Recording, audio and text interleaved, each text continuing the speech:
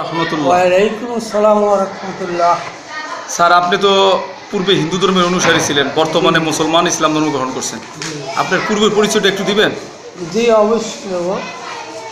আমার পূর্ব নাম ছিল তপন কুমার ভৌমিক, পিতার নাম ছিল নগেন্দ্র কুমার ভৌমিক। আর আমার বাড়ি হল চাঁদপুর জেলা ফরিদগঞ্জ থানা 1 নং বালিতোয়া ইউনিয়ন মদনগা গ্রামে। গ্রামের নাম মদনগা। মদনের গাঁও। আপনারা কয় ভাই কয় বোন? আমরা 4 ভাই ছিলাম, 2 বোন ছিলাম। আপনি ইসলাম ধর্ম গ্রহণ করছেন কত বছর হবে আজকে? আজ তো 40 বছর আগে আমি ইসলাম গ্রহণ করি। প্রায় 40 বছর। তো আপনি ইসলাম ধর্ম কেন গ্রহণ করলেন? ইসলাম একটা শান্তি ধর্ম, এটা আমি ছোটকাল থেকে ইসলামকে ভালোবাসতাম। ছোটকাল থেকে ইসলামকে আমি ভালোবাসতাম। ইসলাম আমার কাছে ভালো লাগতো, কারণ মুসলমানদের এক সারিতে ঈদের নামাজগুলো পড়ে, তখন আমি মসজিদের কাছে দিয়ে বসে থাকতাম। আমার তো খুবই ভালো লাগতো এক সারিতে সাদা আমা পড়া, টুপি মাথায় দেওয়া, এগুলো আমি আগের থেকে এগুলোকে।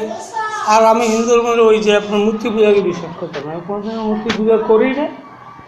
এভাবে আমি মেট্রিক পাস করলাম, মেট্রিক করে ইন্টারমিডিয়েট পড়লাম। ওইখানে আমি ইসলামের ইতিহাস 300 নম্বর পরীক্ষা আমি নিয়েছিলাম, বুঝতে পারছি। ওখানে আমি অনেক দিনে রিসার্চ করছি, রিসার্চ পাইছি। তারপর আমি ওই যে মুসলমানদের হুজুরদের সাথে চলাফেরা করতাম, করতে করতে ছোটোকাল থেকে আমি এগুলো একটু অনেক রিসার্চ করার পর আমার ওনারা অনেক জ্ঞান দিয়েছে। দেওয়ার পর ওয়াজ মাহফিলে যাইতাম, শুনতাম। আসলে চিন্তা ভাবনা করে রিসার্চ দেখলাম যে আসলে হিন্দু ধর্ম একটা ভুয়া ধর্ম, একটা বানোয়াটি। এটা আসলে কোনো ধর্ম না, আসলে এটা বাস্তবে এটা কোনো ধর্ম না। এটা একটা বানোয়াটি ধর্ম, এটা মন গড়া। এটার কোনো ইতিহাস আমি খুঁজে পাইনি। শুরু হয় শেষ হয়? এটা শুরু হলে শেষ হলে, এটা কই থেকে শুরু হইলো, কোথায় দিয়ে এটা শেষ, এটার কোনো ইতিহাস আমি খুঁজে পাইনি। এবং আমি হিন্দু ধর্মের কয়েকজনকে এই সম্বন্ধে আমি বলছি যে আপনার ধর্মকে আমি বিশ্বাস করব, তবে আমাকে এটার মূল মন্ত্রটা বলতে হবে।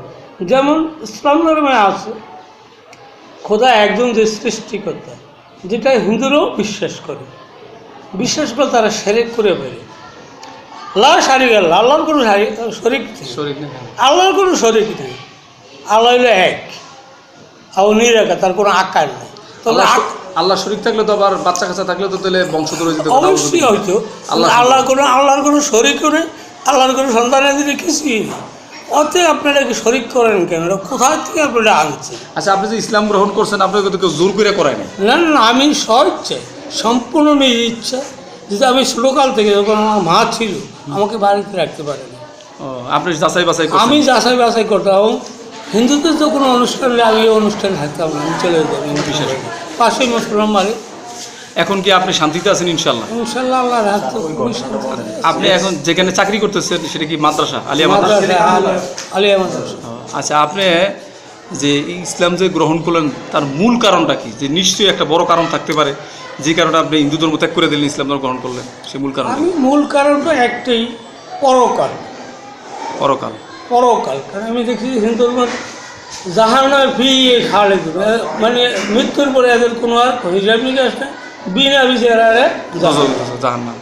তো এখন আপনি যে ইসলাম গ্রহণ করলেন, আশেপাশে যত হিন্দু ভাই আছে তাদেরকে আপনি দাওয়াত দিতেছেন ইসলাম গ্রহণ করার?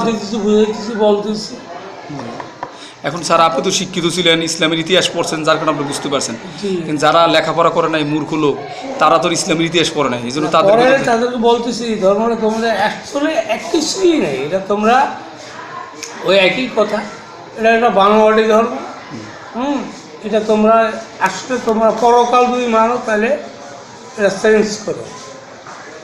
আর আমার লোকে আমার দিকে আমি আমার 14 কর্ম একজন হিন্দু আছে, তার কমে বুঝেছি, তার বাবাকে আমি বুঝেছি, তার বাবা এখানে থেকে করছিল। আপনি এই বইটা দেখে এই বইটা আপনি পড়ার পরে মনে করুন বইটা কি লেখা আছে বলেন তো? হিন্দু সনাতন ধর্মে কল্কি অন্তিম অবতার ও সত্য পথের দিশা। তো এই বইটা পড়লে আপনি এলাকার যত হিন্দু আছে তাদের সবাইকে দাওয়াত দিন। 1 কোটি হিন্দু আপনার সামনে থাকলে আপনি দাওয়াত দিতে পারবেন। হিন্দুদের বেদ সম্বন্ধে অনেক কিছু বলা আছে। তো আপনার কাছে আমার রিকোয়েস্ট থাকলো যে একটা লোক, একটা বাচ্চা পুকুরের পার পানি লয়ে খেলা করতেছে, বাচ্চাটা বুঝতেছে না। তো রাস্তাতে যাওয়ার সময় দেখলেন, তখন বাচ্চাটাকে যদি না ধরেন বাচ্চাটা পানি পুরে মারা যাবে। যদি বাচ্চাটা ধরতেন যান অনেক ঝামেলা হইতে পারে। আপনাকে চিকুর দিলে মানুষের ছেলে সুর কই আপনার মাইরও দিতে পারে, তারপর বাচ্চাটাকে বাঁচাতে হবে। তো যারা হিন্দু বৌদ্ধ আছে, ভুল ধর্মে আছে, তাদেরকে আমরা গালি শুনে মাইর খেয়ে আমাদের দাওয়াত দিতে হবে, এটা আমাদের কাজ, ঠিক আছে? তো আপনি কি এই কাজটা করেন? হিন্দুরা বকলেও দাওয়াত দেন? অবশ্যই দেখেন, আর এটা আল্লাহ রসুলের সুন্নাত। আসলে এটা তো নবীজিও তো দাওয়াত দিতে বহুত। তাবলিগ, হ্যাঁ তাবলিগ দাওয়াত মানে ফরজ, দাওয়াতটা ফরজ। ইনশাল্লাহ স্যার, আল্লাহ তালা আপনাকে জাজাকাল্লাহ খায়ের দান করুক এবং আপনি ভালো থাকেন। হ্যাঁ, আসসালামু আলাইকুম রহমতুল্লাহ। ওয়ালাইকুম আসসালাম।